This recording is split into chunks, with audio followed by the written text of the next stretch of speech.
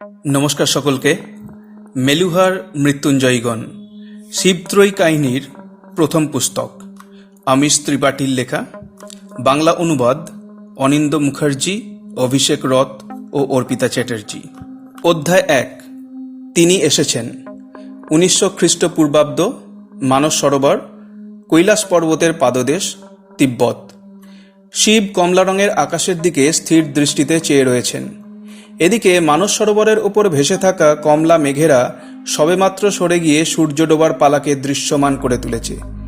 দিবাকর আজকের মতো আবার বিদায় নিচ্ছেন। 21 বছরের জীবনে তিনি কয়েকবার মাত্র সূর্যোদয় দেখেছেন, কিন্তু সূর্যাস্ত তিনি চেষ্টা করতেন সূর্যাস্তটা কখনো না ছাড়তে।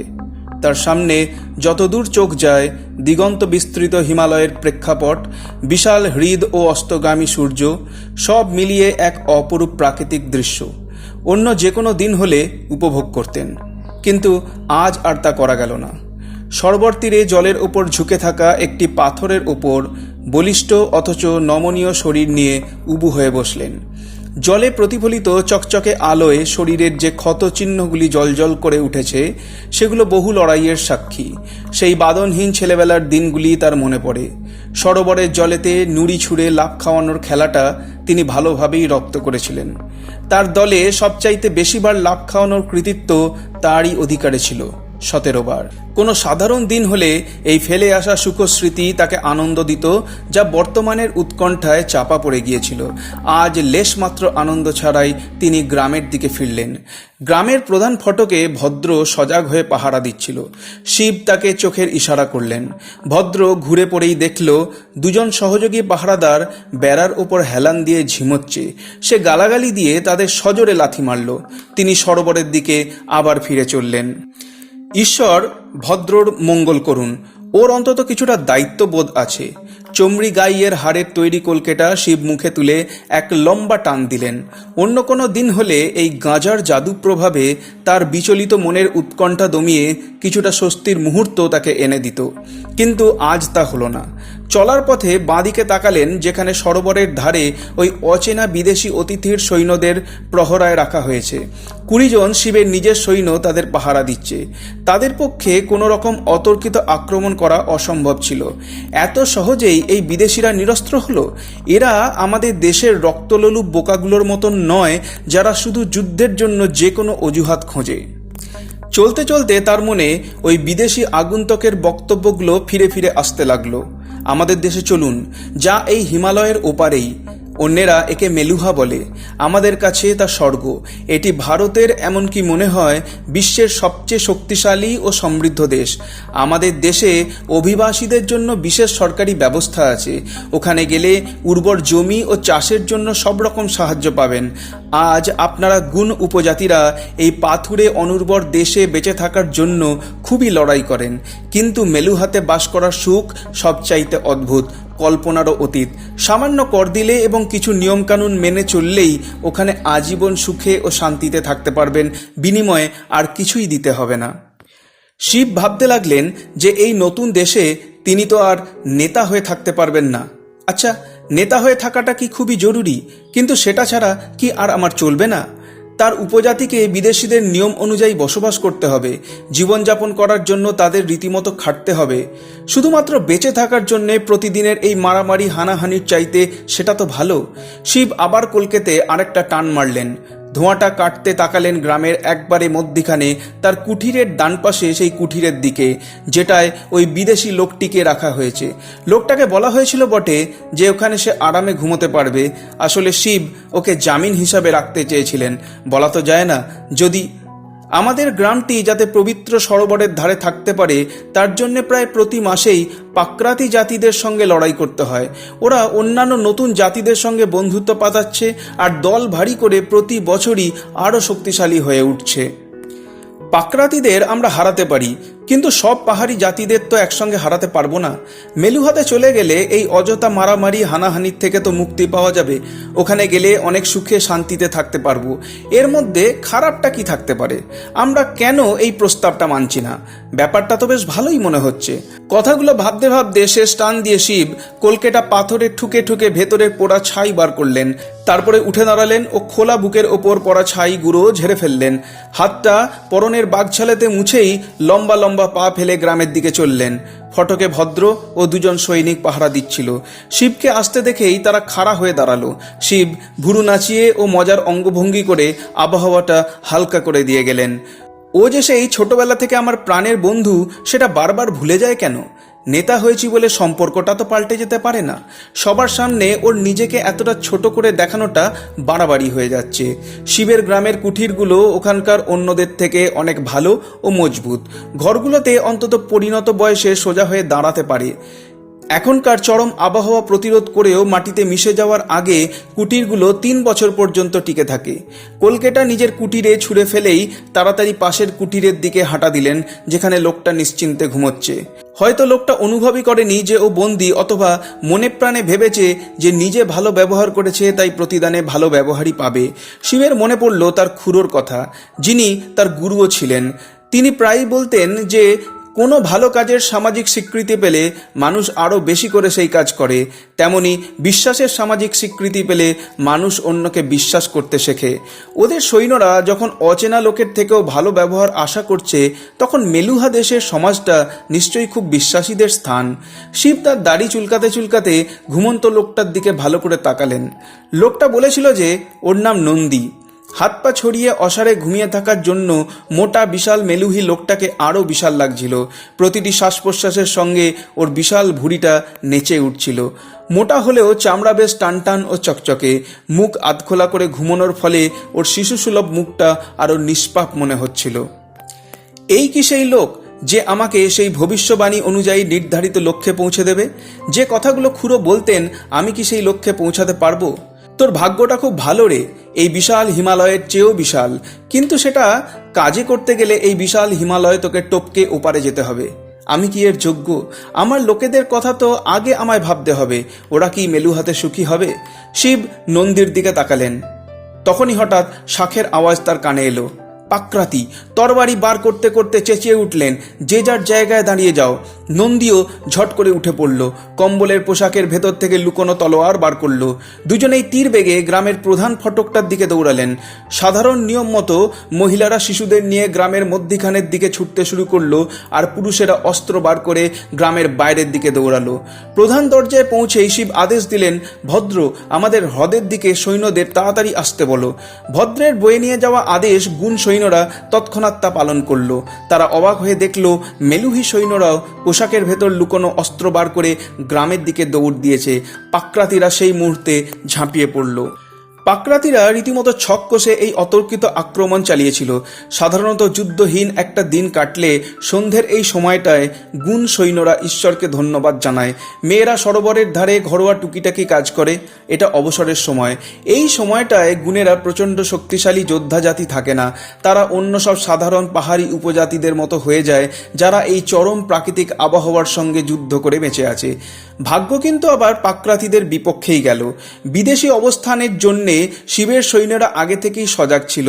তার উপর এই মেলুহি সৈন্যদের অপ্রত্যাশিত সাহায্যের ফলে নৃশংস এই লড়াইটা কম সময়ে শেষ হলো, আর গুণদের জিত হলো। পাকরাতিরা হেরে পালিয়ে গেল। লড়াইয়ের শেষে রক্তাক্ত ক্ষতবিখ্যাত শিব ঘুরে ঘুরে ক্ষয়ক্ষতির হিসাব নিলেন। দুজন গুণ সৈন্য বীরের মতো প্রাণ বিসর্জন দিয়েছে, তারা গোষ্ঠীর নায়কের সম্মান পাবে। কিন্তু সবচেয়ে দুঃখের যে ঘটনা ঘটেছিল, বিপদ সংকেত দেয়া সত্ত্বেও অন্তত 10 জন মহিলা ও শিশুদের কাছে তা পৌঁছেছিল বড্ড দেরিতে। তাদের ক্ষতবিক্ষত দেহ সরোবরের ধারে পাওয়া গেল। খুবই ক্ষতি হয়ে গেল। বেজম্মার দল, আমাদের হারাতে না পেরে মেয়ে আর বাচ্চাদের মেরে দিলি। রেগে আগুন হয়ে শিব উপজাতির সবাইকে গ্রামের মধ্যিখানে ডাকলেন। তিনি মনে মনে একটা সিদ্ধান্ত নিয়ে ফেলেছিলেন, এই দেশটা বর্বরদের জন্যই উপযুক্ত। আমরা দিশাহীন লড়াই করে চলেছি, কিন্তু এর তো কোনো শেষ দেখছি না। তোমরা এও জানো যে আমার খুড়ো শান্তি স্থাপনের জন্য অনেক চেষ্টা করেছিলেন, এমনকি ওই পাহাড়িদের সরোবরের তীর ব্যবহার করতেও দিয়েছিলেন। কিন্তু আমাদের শান্তি স্থাপনের ইচ্ছাকে দুর্বলতা বলে ওরা ধরে নিল। তারপর কি হলো তা তো সবাই জানি। যদিও গুণেরা রোজকার এই রকম নৃশংস হানাহানিতে অভ্যস্ত ছিল, কিন্তু মহিলা ও শিশুদের বীভৎস মৃত্যুতে তারা শোকে পাথর হয়ে গেছিল। আমি তোমাদের কাছে কিছুই গোপন করে রাখিনি, এই বিদেশিদের বলা কথাগুলোও শুনেছ সকলে। এরপর শিব নন্দী ও তার অনুচরদের দেখিয়ে বললেন, আজ এরা আমাদের সঙ্গে কাঁধে কাঁধ মিলিয়ে লড়াই করলো, এরা আমার বিশ্বাসও অর্জন করেছে। আমি তাই এদের সাথে মেলুহাতে চলে যেতে চাইছি, কিন্তু এটা আমার একার কথাই হতে পারে না। ভদ্র বলে উঠল, তুমি আমাদের নেতা, তোমার কথাই আমাদের কথা, এটাই প্রথা। শিব হাত তুলে থামিয়ে বললেন, এই ব্যাপারে নয়, এর ফলে আমাদের জীবনটাই পুরোপুরি বদলে যাবে। যদিও মনে হয় তা ভালোর দিকেই যাবে, আর এখানে যে অকারণ হানাহানি চলছে তার অর্থহীনতার চেয়ে যে কোনো কিছুই আমার কাছে ভালো। আমার কথা তো তোমাদের জানালাম, এবার আমি তোমাদের মতে চলবো।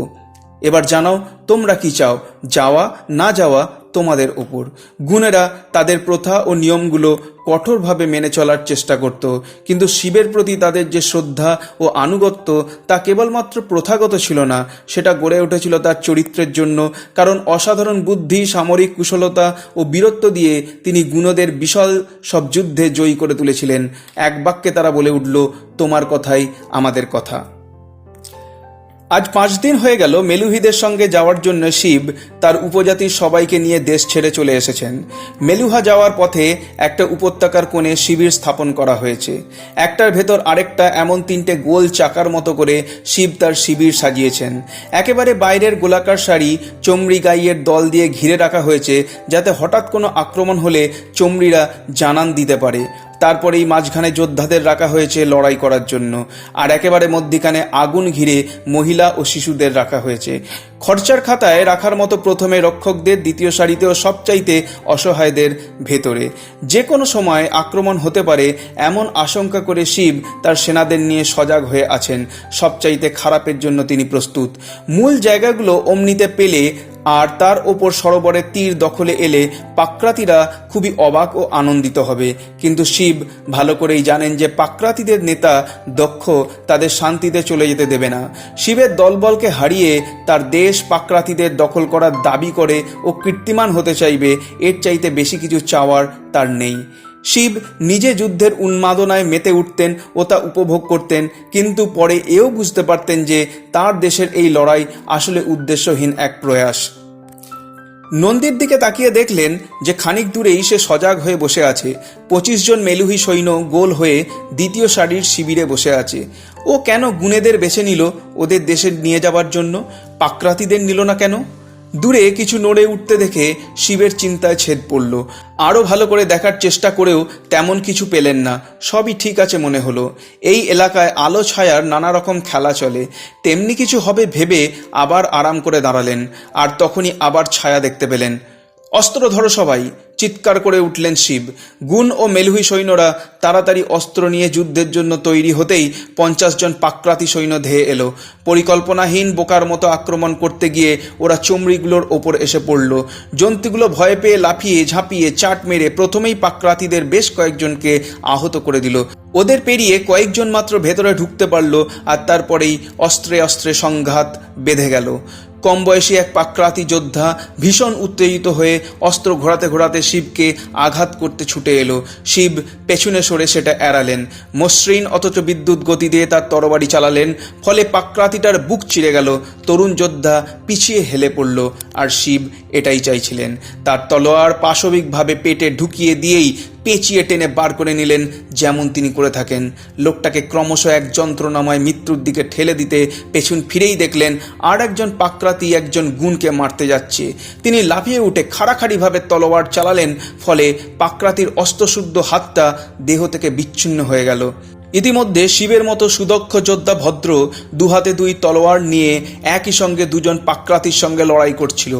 কুঁজ থাকলেও সেটা নিয়ে কোনো সমস্যা হতো না। সে বাঁদিকে তলোয়ার চালিয়ে বাঁদিকের পাক্রাতির গলা চিরে দিয়ে তাকে ধীর মৃত্যুর মুখে ঠেলে দিয়েই ডান তলোয়ার এমনভাবে চালালো যে ডান লোকটার চোখ উপড়ে বেরিয়ে এলো। তারা পড়ে যেতেই বাঁ তলোয়ারের কোপে দুর্ভাগা এই শত্রুদের দ্রুত মৃত্যু যন্ত্রণার থেকে মুক্তি দিল। মেলুহিরা যুদ্ধ করল একদম অন্যভাবে। তারা ছিল অতি শিক্ষিত ও দক্ষ যোদ্ধা, কিন্তু হিংস্র নয়। যতদূর সম্ভব যুদ্ধ রীতি ও নীতি মেনে এবং হত্যা না করে তারা যুদ্ধ চালালো। ভুল পরিচালনা ও কম সংখ্যায় থাকার ফলে পাক্রাতিদের হারতে বেশি সময় লাগলো না। প্রায় অর্ধেকই মরে গেল, আর বাকিরা নতজানু হয়ে জীবন ভিক্ষা চাইতে লাগলো। দলপতি যক্ষ তাদের মধ্যে ছিল। নন্দী ওর কাঁধ এমন জখম করেছিল যে ডান হাত অকেজো হয়ে পড়েছিল। ভদ্র বলি দেবার ভঙ্গিতে যক্ষর পেছনে এসে দাঁড়িয়ে শিবকে বলল, শিব, তাড়াতাড়ি না যন্ত্রণা দিয়ে ধীরে ধীরে? শুনুন। শিব কিছু বলার আগেই নন্দী বলে উঠল। শিব নন্দীর দিকে ফিরতেই সে বলল, এটা কিন্তু অন্যায়। ওরা জীবন ভিক্ষা চাইছে। ওদের মারলে যুদ্ধনীতি অগ্রাহ্য করা হবে। তোমরা এই পাক্রাতিদের চেনো না। এরা ভীষণ নৃশংস। অকারণে আবার আমাদের আক্রমণ করবে, তাই আজ এর একটা হেস্তনেস্ত হওয়া দরকার একবারের জন্যে। সে তো প্রায় হয়েই গেছে। আপনারা তো আর এখানে থাকছেন না, কিছুদিনের মধ্যেই মেলুহাতে পৌঁছে যাবেন। শিব চুপ করে রইলেন। নন্দী বলে চলল, নিষ্পত্তিটা আপনি কেমন চান সেটা আপনার ওপর নির্ভর করছে। যেমন হয়ে থাকে না আলাদা। ভদ্র শিবের দিকে তাকালো, অপেক্ষা করে রইল। ওদের দেখিয়ে দিন যে আপনি ওদের থেকে অনেক ভালো, নন্দী বলল। দিগন্তে হিমালয়ের দিকে তাকিয়ে শিব ভাবলেন, ভবিষ্যৎবাণী, উন্নত জীবনের সুযোগ। ভদ্রর দিকে ফিরে বললেন, সব কিছু কেড়ে নিয়ে ওদের ছেড়ে দাও। গ্রামে ফিরে গিয়ে আবার হাতিয়ার নিয়ে যদি এরা হামলা করতে ফিরেও আসে, ততক্ষণে আমরা অনেক দূরে চলে গেছি। অবাক হয়ে ভদ্র কিছুক্ষণ শিবের দিকে তাকিয়ে রইল, তারপরে আদেশ মতো পাক্রাতিদের ছেড়ে দিল। নন্দী শিবের দিকে আশা নিয়ে তাকালো। তার মনে একটাই চিন্তা ঘুরপাক খাচ্ছে, শিব দেখছি হৃদয়বান আর ধৈর্যশীল মানুষ, হয়তো আরও অনেক গুণের অধিকারী। ইনি যেন তিনি হন, হে রাম, ইনিই যেন তিনি হন। শিব যে তরুণ সৈনিককে ভীষণভাবে আহত করেছেন তার কাছে গেলেন। মরণ যন্ত্রণায় ছেলেটির দেহ এপাশ ওপাশ মোচড় খাচ্ছে, মুখটা কুঁচকে যাচ্ছে, ক্ষতস্থান থেকে চুইয়ে চুইয়ে রক্ত পড়ছে। জীবনে প্রথম কোনো পাক্রাতির জন্য শিব বেদনা বোধ করলেন। তলোয়ার বের করে ওর যন্ত্রণা থেকে মুক্তি দিলেন। 4 সপ্তাহ ধরে এক নাগাড়ে চলার পর নিমন্ত্রিত অভিবাসীর দলটা শেষ পাহাড় চূড়োতে এসে পৌঁছালো। এরপরেই তাদের বর্তমান গন্তব্যস্থল শ্রীনগর। এটা কাশ্মীর উপত্যকার রাজধানী। নন্দী এতক্ষণ ধরে উত্তেজিত হয়ে নিজের নিখুঁত দেশের গৌরব গাথা বলে চলেছিল। সেগুলো শুনে শিবও মনে মনে তৈরি হচ্ছিলেন অকল্পনীয় সব দৃশ্য দেখার জন্য, যা নিজের দেশে কখনোই দেখেননি। কিন্তু তিনি ধারণাই করতে পারলেন না যে আসলে কতটা সুন্দর হতে পারে স্বর্গ, মেলুহা, পবিত্র ও সুন্দর জীবনের দেশ। গর্জনকারী বাঘিনীর মতো খরস্রোতা বিশাল বিতস্তা নদী এই উপত্যকায় প্রবেশ করার পর শান্ত গাভীর মতো ধীর গতিতে বয়ে চলেছে। একে বেঁকে চলার পথে তার ভালোবাসার স্পর্শে কাশ্মীরকে উর্বর ও সুন্দর করে দিয়ে বিশাল ডাল হ্রদে এসে মিশেছে। এরপর হ্রদ থেকে বেরিয়ে সমুদ্রের দিকে যাত্রা করেছে। এই উপত্যকাটি যেন এক বিশাল চিত্রপট, যেটা মখমলের মতো সবুজ ঘাসে ঢাকা। তার উপর কোনো বিখ্যাত শিল্পীর আঁকা সেরা চিত্রের মতো অপরূপ এক দৃশ্য। এতটাই সুন্দর এই কাশ্মীর। চারিদিকে সারি সারি স্বর্গীয় রঙিন ফুলের মেলা, মাঝে মাঝে উঁচু উঁচু চিনার গাছের সারি, সব মিলিয়ে যেন এক রাজসিক কিন্তু উষ্ণ আমন্ত্রণ। পাখির মধুর গান শুনে শিব ও তার অনুচরদের কান এক প্রশান্ত অনুভূতিতে ছেয়ে গেল, যা কেবল বরফ ঢাকা পাহাড়ের ঝোড়ো হাওয়ার শব্দেই অভ্যস্ত ছিল। সীমান্ত প্রদেশই যদি এমন হয়, তবে বাকি দেশটা আরও কত নিখুঁত কে জানে। বিড়বিড় করে শিব বলে উঠলেন। ডাল হ্রদে মেলুহিদের বহু পুরনো সামরিক ঘাঁটি ছিল। হ্রদের পশ্চিম পারে বিতস্তা নদীর ধারে অবস্থিত এই সীমান্ত নগরটি ক্রমশ বড় হতে হতে এই বিশাল শ্রীনগরে রূপান্তরিত হয়েছে। আক্ষরিক অর্থে সমীহ করার মতোই একটি মহানগর। বিশাল আয়তনের একটি সমতল ক্ষেত্র, যার পরিমাণ প্রায় 10,000 বিঘা ও উচ্চতা 10 হাত, তেমনি একটি জমির ওপর শ্রীনগর প্রতিষ্ঠিত। পুরো শহরটা দুর্গের মতো পাঁচিল দিয়ে ঘেরা। পাঁচিল উচ্চতায় 40 হাত, চওড়ায় 8 হাত। সরল অথচ অতি উন্নত এই শহরের নির্মাণ পরিকল্পনা দেখে গুণরা হতবাক হয়ে গেল। শত্রুর আক্রমণ থেকে রক্ষা পাওয়ার জন্যই এই উঁচু জমি ও পাঁচিলের পরিকল্পনা। এটা এক মজবুত প্রতিরক্ষা ব্যবস্থা। এই পরিকল্পনার আরেকটা খুব গুরুত্বপূর্ণ উদ্দেশ্য আছে, বারবার হওয়া বন্যার থেকেও শহরটাকে রক্ষা করা। জালির আকারের সমান্তরাল রাস্তা দিয়ে শহরটি বিভিন্ন অংশে বিভক্ত ছিল। এই শহরে বিশেষভাবে নির্মিত বাজার, মন্দির, উদ্যান, সভাগৃহ ইত্যাদি ছিল। সুসভ্য নাগরিক জীবনের প্রয়োজনীয় সব রকম ব্যবস্থাই এখানে মজুদ ছিল। শহরের বাড়িগুলি একই রকম চৌকো আকারের, কেবল ধনীদের বাড়িগুলি তুলনামূলকভাবে বড় ছিল। কাশ্মীরের অনন্য সুন্দর প্রাকৃতিক শোভার মধ্যেও কেবলমাত্র ধূসর, নীল ও সাদা এই 3 রং দিয়ে শ্রীনগর শহরটি রাঙানো। পুরো শহরটা যেন পরিচ্ছন্নতা, নিয়মানুবর্তিতা ও পরিমিতির এক প্রতিচ্ছবি। এখানে প্রায় 20,000 মানুষ বাস করে। এখন কৈলাস থেকে আসা আরও 200 মানুষ তাতে যোগ দিল। গুণদের দলপতির মনে বহু পুরনো যে ভয়ঙ্কর স্মৃতি ছিল, এই সুন্দর জায়গায় এসে সেটা অনেক হালকা হলো। মুক্তি পেলাম। এবার নতুনভাবে জীবন শুরু করতে পারবো, ওই স্মৃতিগুলো ভুলে যেতে পারবো। শিবের দলটি শ্রীনগর শহরের বাইরে বিদেশিদের থাকার জন্য নির্দিষ্ট শিবিরের দিকে যাত্রা করল। অঞ্চলটা শহরের দক্ষিণ দিকে আলাদাভাবে গড়ে তোলা হয়েছিল। নন্দী শিব ও তার দলবলকে শিবিরের ঠিক বাইরে অবস্থিত কার্যালয়ে নিয়ে গেল। বাইরে দাঁড়াতে বলে নন্দী ভেতরে গিয়ে কমবয়সী এক কর্মচারীকে নিয়ে এলো। লোকটি কেজো হাসি হেসে নমস্কার জানিয়ে বলল, আমি চিত্রাঙ্গদ, মেলুহাতে আপনাদের স্বাগত জানাচ্ছি। এখানকার বিভিন্ন নিয়মকানুন ও ব্যবস্থা সম্বন্ধে পরিচিত করানোর জন্য আমি এসেছি। যে কোনো বিষয়ে আপনাদের অসুবিধা হলে আমাকে জানাবেন। শুনলাম আপনাদের দলপতির নাম শিব, দয়া করে যদি তিনি একটু এগিয়ে আসেন। শিব এগিয়ে এসে বললেন, আমিই শিব। চিত্রাঙ্গদ বলল, বেশ, তা আপনি কি দয়া করে আমার সঙ্গে নথিভুক্তির জন্য আসতে পারবেন? কারণ আপনিই হবেন আপনার দলের তত্ত্বাবধায়ক।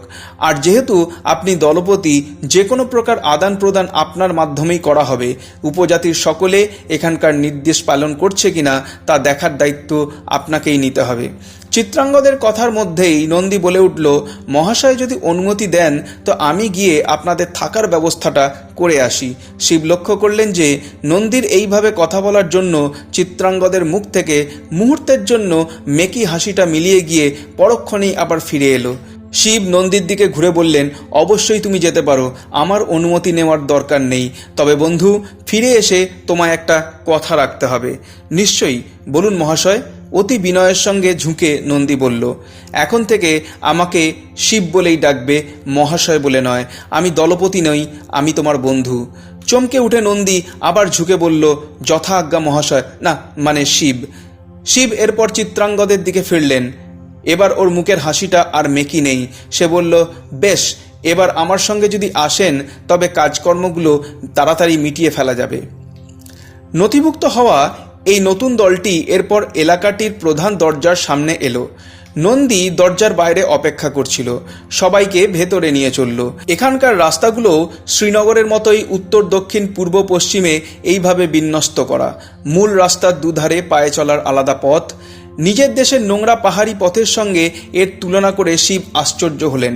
আরেকটা বিশেষত্ব লক্ষ্য করে নন্দীকে জিজ্ঞাসা করলেন, আচ্ছা, পথের মধ্যে দিয়ে অন্য রঙের যে পাথরের সারি চলে গেছে ওগুলো কী জন্য? নন্দী জানালো, ওগুলো নালা চাপা দেওয়ার জন্য। এই নালার মাধ্যমে এখানকার বর্জ্য পদার্থ ও নোংরা জল সবই বাইরে বেরিয়ে যায়, ফলে এলাকাটা পরিষ্কার ও স্বাস্থ্যকর থাকে। মেলুদের এই নিখুঁত পরিকল্পনা দেখে শিব অবাক হয়ে গেলেন। গুণরা অবশেষে এক বিরাট বাড়ির সামনে এসে হাজির হলো। তাদের থাকার জন্য এইটা ঠিক করা হয়েছে। এরকম দারুণ জায়গায় নিয়ে আসার জন্য গুণরা তাদের নেতাকে আরেকবার ধন্যবাদ জানালো। 3 তলা বাড়িটি প্রত্যেক পরিবারের থাকার জন্য আলাদা আলাদাভাবে ব্যবস্থা ছিল। ঘরগুলো ছিল বিলাসিতার উপকরণে পরিপূর্ণ। অনেক রকম আসবাব ছাড়াও দেয়ালেতে খুব চকচকে তামার পাত লাগানো ছিল, যাতে করে তারা নিজেদের প্রতিবিম্ব দেখতে পায়। বিছানাতে চাদর পাতা, গা মোছার কাপড় ও কিছু পোশাক ছিল। পোশাকগুলো হাতে নিয়ে অবাক হয়ে শিব জিজ্ঞাসা করলেন, এগুলো কি দিয়ে তৈরি? উৎসাহের সঙ্গে চিত্রাঙ্গদ জানালো, একে বলে সুতি। এগুলো তুলো দিয়ে তৈরি হয়। আমাদের দেশে এই গাছ হয়, আর তার থেকেই এই সুতির কাপড় তৈরি করা হয়েছে। প্রত্যেক ঘরে বিরাট জানালা, যাতে তার মধ্যে দিয়ে প্রচুর আলো, বাতাস আর সূর্যের তাপ ঘরে আসতে পারে। দেয়ালে দেয়ালে ধাতুর তৈরি বাতিদান লাগানো। প্রত্যেক ঘরের লাগোয়া স্নানঘরও ছিল। এর মেঝে একটু ঢালু, যাতে জল গড়িয়ে পড়লে তা একটি ফুটো দিয়ে বাইরের নর্দমায় চলে যেতে পারে। ডান দিকের কোনায় মেঝেতে গামলার মতো গর্ত করা, তাতে একটা বড় গর্ত। এটা কিসের জন্য সেটা গুণরা বুঝতে পারল না। আর একটা দেয়ালে অদ্ভুত একটা যন্ত্র লাগানো, সেটার হাতল ঘোরালেই অফুরন্ত জল পড়বে। এ তো জাদু। ভদ্রর মা ফিসফিস করে বলে উঠল। তিনতলা এই বাড়িটার পাশেই আর একটা ছোট বাড়ি ছিল। তার ভেতর থেকে ব্যক্তিত্ব সম্পন্ন ছোটখাটো এক মহিলা কয়েকজন সঙ্গিনী নিয়ে বেরিয়ে এসে শিবকে অভ্যর্থনা জানালেন। তার গায়ের রং উজ্জ্বল বাদামি, শরীরের নিচের অংশে সাদা কাপড়টি বিশেষভাবে পরা, মেলুহিরা যাকে বলে ধুতি। ছোট একটি সাদা কাপড়ে বাঁধা বুকের অংশটি আর কাঁধ থেকে ফেলা আলগা করে আরেকটি সাদা কাপড় দিয়ে শরীরটি ঢাকা, একে বলে অঙ্গবস্ত্র। কপালে একটি সাদা টিপ, মাথা কামানো, কেবল পেছনে একগোছা চুল গিঁট দিয়ে বাঁধা, একে টিকি বা শিখা বলে। বাঁ কাঁধ থেকে একগোছা সুতো আলগাভাবে ডান কোমরের দিকে নেমে এসে শরীরকে পাক দিয়ে রয়েছে, একে উপবিত বা পৈতে বলা হয়। নন্দী এনাকে দেখে বেশ চমকে উঠল। তারপর অতি শ্রদ্ধা সহকারে প্রণাম জানিয়ে বলল, দেবী আয়ুর্বতী, কি সৌভাগ্য আমাদের! আশাই করিনি আপনার মতো এত বিখ্যাত একজন চিকিৎসককে এখানে দেখতে পাবো। নন্দীর দিকে হেসে আয়ুর্বতী প্রতি নমস্কার জানিয়ে বললেন, আমি হাতে কলমে কাজ করা পছন্দ করি এবং আমার দলও অক্ষরে অক্ষরে সেটা মেনে চলে। যাই হোক, কিছু মনে করবেন না, আমি আপনাকে চিনতে পারলাম না। কোথাও কি আগে দেখা হয়েছিল?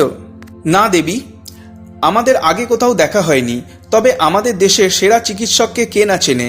আর আমার নাম নন্দী, আমি একজন সেনাপতি, নন্দী উত্তরে জানালো। তখন আয়ুর্বতী থতমত খেয়ে বললেন, ধন্যবাদ সেনাপতি, তবে আপনি বাড়িয়ে বলছেন, আমার চেয়ে অনেক বড় বড় চিকিৎসক এদেশে রয়েছেন। তারপর এই শিবের দিকে ফিরে বললেন, আমি আয়ুর্বতী, মেলুহাতে আপনাকে স্বাগত জানাচ্ছি। আমি আপনাদের চিকিৎসক। এখানে যতদিন থাকবেন এই সেবিকারা এবং আমি আপনাদের সাহায্য করার জন্য থাকব। শিবের থেকে কোনো রকম প্রতিক্রিয়া না দেখতে পেয়ে চিত্রাঙ্গদ বিনয়ের সঙ্গে বলল, এটা অস্থায়ী ঠিকানা। আপনাদের থাকার জন্য যে আসল জায়গা পাবেন তা অনেক ভালো। আসলে কারুর কোনো রোগ ব্যাধি আছে কিনা সেগুলো পরীক্ষা করার জন্যই এখানে থাকা, আর সেটা মাত্র দিন 7 জন্য। আরে না না, সেজন্য নয় ভাই, ব্যবস্থা খুব ভালো। কি বলো মাসি? এই কথা বলেই একবার চিত্রাঙ্গদের দিকে ঘুরে জিজ্ঞাসা করলেন, কিন্তু এই পরীক্ষা নিরীক্ষা কেন? নন্দী বলল, শুনুন শিব, এই দেশে রোগ ব্যাধি বিশেষ নেই। বিদেশি কারুর থেকে কোনো অজানা রোগ যাতে না আসে সেই জন্যই এই বিশেষ সতর্কতামূলক ব্যবস্থা। এই 7 দিন ধরে আপনারা চিকিৎসকের পর্যবেক্ষণে থাকবেন। কারোর কোনো রোগ ব্যাধি থাকলে তিনি ভালো হয়ে যাবেন। আর রোগ ব্যাধি থেকে রেহাই পেতে হলে যে ব্যাপারটা সবার আগে মাথায় রাখতে হবে সেটা হলো সবাইকে খুব পরিষ্কার পরিচ্ছন্ন হয়ে থাকতে হবে আর স্বাস্থ্যবিধি কড়াভাবে মেনে চলতে হবে, আয়ুর্বতী বললেন। তাই শুনে শিব মুখ ভেঙচে চুপি চুপি নন্দীকে জিজ্ঞাসা করলেন, স্বাস্থ্যবিধি সেটা আবার কি? হাতের ইঙ্গিতে শিবকে আশ্বস্ত করে নিচু গলায় নন্দী বলল, এটা এমন একটা নিয়ম যেটা মেলুহাতে আমাদের মেনে চলতেই হয়। কোনো চিন্তা নেই, ওনার সঙ্গে যান, উনি এদেশের সবচেয়ে ভালো চিকিৎসক। আয়ুর্বতী বললেন, আপনারা যদি ফাঁকা থাকেন তো চলুন, এবার কি কি করতে হবে সেগুলো বলে দিই। চলুন, আমি এখন খালি আছি, কিন্তু এরপর আমার সময়ের মূল্য দিতে হবে। শিবের এই কথা শুনে ভদ্র ফিক করে হেসে ফেলল, আর আয়ুর্বতী ঠাট্টা বুঝতে না পেরে শিবের দিকে চেয়ে থেকে বললেন, কি বললেন বুঝতে পারলাম না। যাই হোক, চলুন আমরা প্রথমে স্নানঘর থেকে শুরু করি। আয়ুর্বতী এরপর গটগট করে শিবেদের বাড়িতে ঢুকে গেলেন, বিড়বিড় করে বলতে বলতে, এইসব অসভ্য জঙ্গলিগুলো। শিব মজা পেয়ে ভদ্রর দিকে তাকিয়ে হাসতে লাগলেন। সেদিন সন্ধেবেলা প্রচুর ভালো খাওয়া দাওয়ার পর প্রত্যেকের ঘরে ঘরে একরকম ঔষধি পানীয় পরিসেবন করা হলো।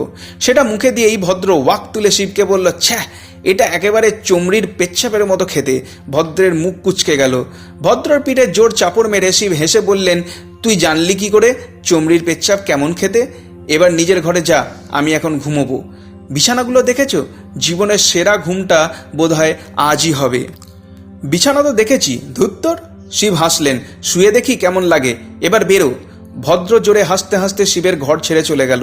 কেবলমাত্র সেই যে এমন নরম বিছানার কথা ভেবে উত্তেজিত হয়েছিল তা নয়, সকলেই আজকে জীবনের সবথেকে আরামের ঘুমের কথা ভেবে তাড়াতাড়ি নিজেদের ঘরে ঢুকে পড়েছিল। তাদের জন্য এক বিস্ময় অপেক্ষা করছিল। নিজের বিছানায় শুয়ে শিব সমানে এপাশ ওপাশ করছিলেন। একটা কমলা ধুতি পরেছিলেন। স্বাস্থ্যজনিত কারণে বাঘছালটা কাচবার জন্য নিয়ে নেওয়া হয়েছিল। অঙ্গবস্ত্রটা সুতির রাখা ছিল। আধপোড়া কলকেটা খাটের পাশে, দেয়ালের পাশে নিচু আসনে আসবাবের ওপর পড়েছিল। এই যাচ্ছে তাই বিছানাটা বড্ড নরম, শোয়া অসম্ভব। শিব গদির ওপরের বিছানার চাদরটা টেনে মেঝের ওপর পাতলেন আর শুয়ে পড়লেন। এটা একটু ভালো হলো। আস্তে আস্তে ঘুম এসে তাকে জড়িয়ে ধরল। কিন্তু এখানে নিজের ঘরের মতো বরফ ঠান্ডা মেঝে নেই, কৈলাসের সেই সনসনে হাওয়া নেই, তার বাঘছালের পরিচিত স্বস্তিকর বোটকা গন্ধও নেই। বর্তমানে তার চারপাশ যে খুবই আরামদায়ক তাতে কোনো সন্দেহ নেই, কিন্তু অচেনা ও অপরিচিত। তার সহজাত প্রবৃত্তি সবসময় যেমন সত্যকে তুলে ধরে, এখনও তেমনই হলো। এটা ঘরের জন্য নয়, তোমার মধ্যে। ঘুমটা ভেঙে যেতেই বুঝলেন খুব ঘামছেন। এত ঠান্ডা হওয়ার মধ্যেও খুব ঘাম হচ্ছে। ঘরটা যেন অল্প অল্প ঘুরছে, দেহ থেকে প্রাণটা যেন কেউ টেনে বার করে নিচ্ছে। বরফ ক্ষততে আধ খাওয়া ডান পায়ের আঙুলগুলো মনে হচ্ছে যেন আগুনের মধ্যে রয়েছে। যুদ্ধক্ষতে বড়া বাঁ হাঁটু যেন টান টান হয়ে যাচ্ছে। ক্লান্ত যন্ত্রণা ক্লিষ্ট শরীরের পেশিগুলোকে যেন কোনো হাত ঠিক করে দিচ্ছে। অনেক আগে কাঁধের হাড় সরে গেছিল, যেটা কখনোই পুরোপুরি সারেনি। এখন মনে হচ্ছে কেউ যেন মাংসগুলো সরিয়ে দিচ্ছে যাতে জোরটা ঠিকঠাক করা যায়। পেশিগুলোও যেন হাড়গুলোকে তাদের কাজ সারতে দিচ্ছে। নিঃশ্বাস নিতেও খুব কষ্ট হচ্ছিল। মুখ হাঁ করে ফুসফুসে যতটা সম্ভব হাওয়া নেওয়ার চেষ্টা করলেন, কিন্তু যথেষ্ট হাওয়া ঢুকলো না। শরীর মন এক করে আরও বড় হাঁ করে জোরে শ্বাস টানলেন। জানলার পর্দা কাঁপিয়ে একরাশ ঠান্ডা হাওয়া ঘরে ঢুকলো। হাওয়ার সেই ঝটকায় শিবের শরীরে সামান্য স্বস্তি এলো।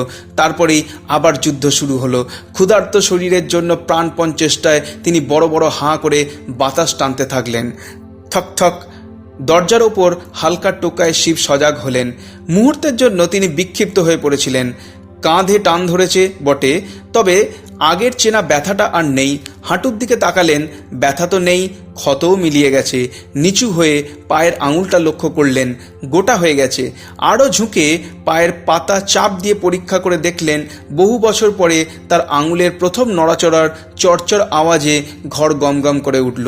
হাঁপের কষ্ট সমানেই চলছিল। তার সঙ্গে গলায় অনুভব করলেন অদ্ভুত একটা অজানা ঠান্ডা ভাব, খুব ঠান্ডা। ঠক ঠক এবার আরেকটু ঘন ঘন। হতভম্ব হয়ে যাওয়া শিব টলমল করে কোনো রকমে উঠে দাঁড়ালেন। অঙ্গবস্ত্র দিয়ে গরমের জন্য গলাটা জড়ালেন। তারপরে দরজা খুললেন। অন্ধকারে মুখ ঢাকা থাকলেও ভদ্রকে চিনতে কোনো অসুবিধা হলো না।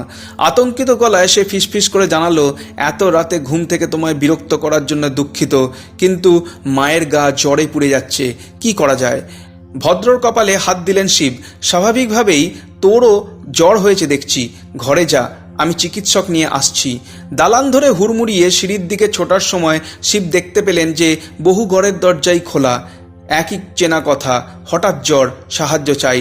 দৌড়ে সিঁড়ি বেয়ে নেমে পাশের চিকিৎসকদের ভবনের দরজায় জোরে জোরে ধাক্কা মারতে লাগলেন। আয়ুর্বতী তৎক্ষণাৎ দরজা খুললেন, যেন তিনি আশাই করেছিলেন যে শিব আসবেন।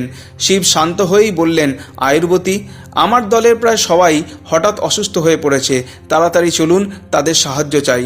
আয়ুর্বতী শিবের কপালে হাত রেখে বললেন, আপনার জ্বর হয়নি? না। শিব মাথা নাড়িয়ে জানালেন। আয়ুর্বতী স্পষ্টতেই আশ্চর্য হয়ে ভুরু কুচকালেন এবং ঘুরে সেবিকাদের আদেশ দিলেন, চলো এসো, শুরু হয়ে গেছে, যাওয়া যাক। আয়ুর্বতী ও তার সেবিকারা শিবেদের থাকার জায়গায় ছুটে আসার মধ্যেই কে জানে চিত্রাঙ্গদ কোথা থেকে এসে হাজির হলো ও শিবকে বলল, কি হয়েছে? জানি না, আসলে আমার দলের সকলেই হঠাৎ অসুস্থ হয়ে পড়েছে। আপনিও তো খুব ঘামছেন। চিন্তা করো না, আমার জ্বর হয়নি। শোনো, আমি ভবনে যাচ্ছি, আমার লোকেরা কেমন আছে তা দেখতে চাই। চিত্রাঙ্গদ মাথা নেড়ে বলল, নন্দীকে ডেকে আনছি। নন্দীর খোঁজে চিত্রাঙ্গদ দৌড়াতেই শিব ওই ভবনের দিকে দৌড়ালেন। ঢুকেই অবাক হয়ে গেলেন। দেখলেন যে সব মশাল জ্বালিয়ে দেওয়া হয়েছে। সেবিকারা ঘরে ঘরে গিয়ে সুশৃঙ্খলভাবে ওষুধ প্রয়োগ করছে ও আতঙ্কিত রোগীদের তাদের করণীয় সম্বন্ধে উপদেশ দিচ্ছে। প্রত্যেক সেবিকার সঙ্গে আরেকজন করে করণিক রয়েছেন, যিনি প্রত্যেকের রোগের নিখুঁত খুঁটিনাটির স্পষ্ট বিবরণ তালপাতায় লিখে রাখছেন।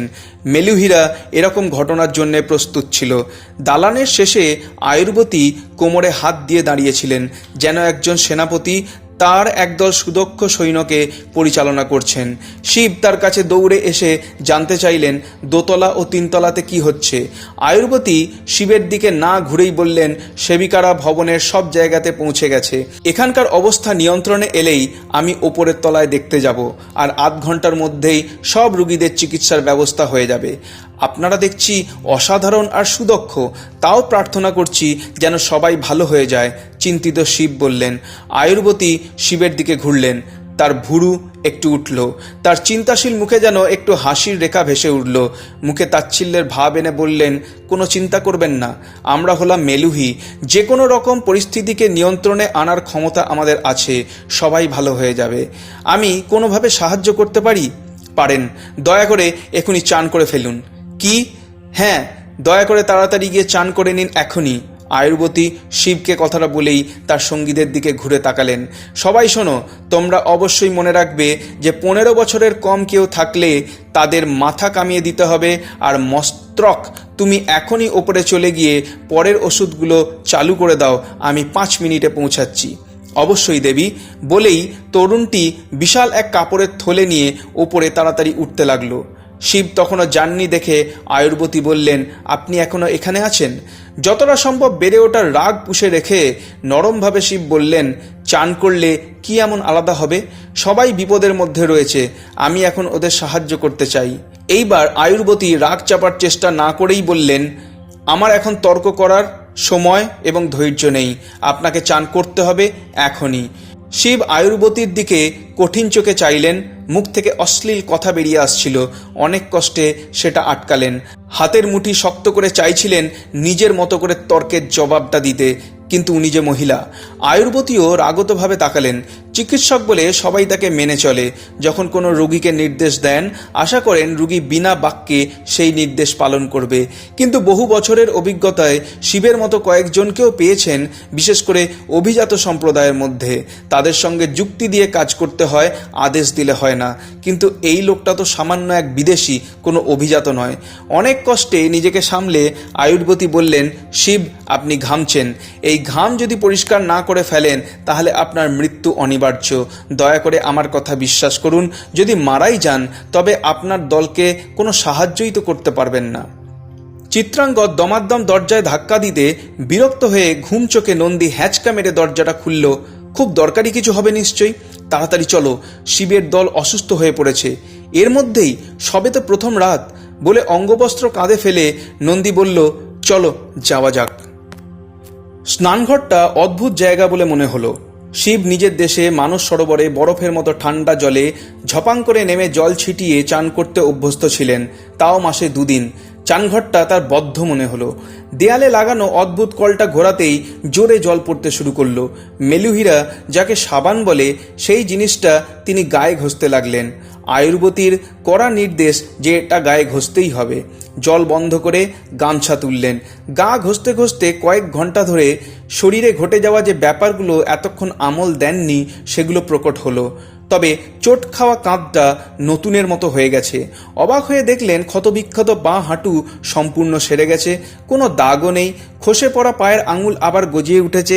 তখন শিব অনুভব করলেন যে শরীরের চোট আঘাতগুলোই শুধু সেরে যায়নি, পুরো শরীরটাই নতুন হয়ে গেছে। আগের চেয়ে নিজেকে আরও বলবান মনে হচ্ছে। গলায় কিন্তু অসহ্য রকমের ঠান্ডা ভাবটা রয়ে গেছে। ধুত, হচ্ছেটা কি? চানঘর থেকে বেরিয়ে তাড়াতাড়ি একটা নতুন ধুতি পরলেন, কেননা আয়ুর্বতীর আদেশ অনুযায়ী ঘামে ভেজা আগের কাপড়গুলো একেবারেই পরা চলবে না। এরপরে অঙ্গবস্ত্রটা গলায় জড়িয়ে নিলেন, যদি ঠান্ডা ভাবটা একটু কমে। আর তখনই দরজায় টোকা দিয়ে আয়ুর্বতী বলল, শিব, দরজাটা কি একটু খুলবেন? আপনি ঠিক আছেন কিনা সেটা পরীক্ষা করে দেখতে চাই। দরজা খোলার পর আয়ুর্বতী প্রথমে শিবকে পরীক্ষা করে দেখলেন যে জ্বর নেই। মাথা নাড়িয়ে বললেন, আপনাকে তো বেশ সুস্থই মনে হচ্ছে, আপনার লোকেরাও বেশ তাড়াতাড়ি সেরে উঠছে আর বিপদটাও কেটে গেছে। শিব কৃতজ্ঞতার সঙ্গে হেসে বললেন, আপনাদের দক্ষতা ও কর্মক্ষমতাকে অসংখ্য ধন্যবাদ জানাই। আমি খুবই দুঃখিত, তখন না জেনেই আপনার সঙ্গে তর্ক করেছি। এটা করা ঠিক হয়নি, আপনি আমাদের ভালোর জন্যই বলেছিলেন। আয়ুর্বতী তালপাতার পুঁথি থেকে মুখটা তুললেন। একটু অবাক হয়ে হেসে ভুরুটা তুলে উত্তর দিলেন, আমরা কি একটু ভদ্র হয়েছি? যতটা ভাবছেন আমি ততটাও অভদ্র নই, কিন্তু আপনারা বড় না কুচু। কথাটা শুনতে শুনতে শিবের গলার দিকে চোখ পড়তেই আয়ুর্বতী স্তম্ভিত হয়ে গেলেন। নিজেকে প্রশ্ন করলেন যে এতক্ষণ কেন এই দিকে লক্ষ্য করেননি। দৈবে তো তিনি কখনো বিশ্বাস করেননি, অথচ এটা যে সত্যিই ঘটবে সেটা তাকেই প্রথম দেখতে হচ্ছে। আচ্ছা, গলাটা আপনি ঢেকে রেখেছেন কেন? আঙুল দেখিয়ে আমতা আমতা করে বললেন, গলাটা ভীষণ ঠান্ডা হয়ে গেছে কিনা তাই ঢেকে রেখেছি, কোনো ভয়ের ব্যাপার নয় তো। এই কথা বলতে বলতে শিব গলার ঢাকা কাপড়টা খুলে ফেললেন। নিস্তব্ধ ঘরটা বিস্ময়সূচক আওয়াজে ভরে গেল।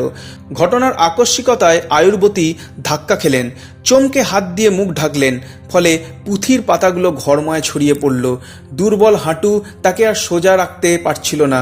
দেয়ালে পিঠ রেখে আস্তে আস্তে বসে পড়লেন, কিন্তু একবারও শিবের থেকে চোখ সরল না।